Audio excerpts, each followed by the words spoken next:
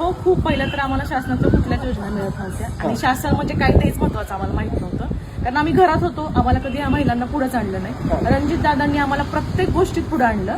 म्हणजे रणजित दादा म्हणण्यापेक्षा बहिणी साहेबांनी आम्हाला खूप पुढे आणलं. शासन काय हे आम्हाला आता समजलं. शासनच आम्हाला माहित नव्हतं काय आणि शासनाच्या योजनाही आम्हाला काय माहित नव्हतं. आता पहिली गोष्ट तर माझं घर खूप पडायला आलं होतं. मला घर नव्हतं म्हणजे त्यांनी थोडीशी जरी मदत केली असली तरी ती माझ्या घरासाठी खूप झालेली आहे. मला घरकुल योजना मिळाली, त्यात मला थोडेसे पैसे त्यांच्याकडून मिळाले. त्यातून मी बरंच काही करू शकले. म्हणजे मी उभं राहिले माझं घर बांधण्यासाठी. मला शासनाची ती योजना मिळाली, घरकुल योजना ह्या वर्षी मला मिळाली. आणि दुसरी म्हणजे महिना 1,500 रुपये आपल्याला कोणीच देणार नाही ना. बाजारात आपल्याला 5 रुपये पण कोण देत नाही. पण मला लाडकी बहीण योजनेत 1,500 रुपये महिना मिळायला लागले. म्हणजे दर महिन्याला ते मिळतातच मला अगदी, की त्या पैशांवर मी डिपेंड झाले आता, की ते 1,500 मला मिळतात. त्यामुळे मी देवाभाऊंची खूप आभारी आहे. भावाने यावेळेस भाऊबीजीला ओवाळणी दिली काय नाही दिली काय काहीच वाटलं नाही. कारण भाऊबीजीच्या अगोदरच देवाभाऊंचे 1,500 रुपये अकाउंटला आले होते.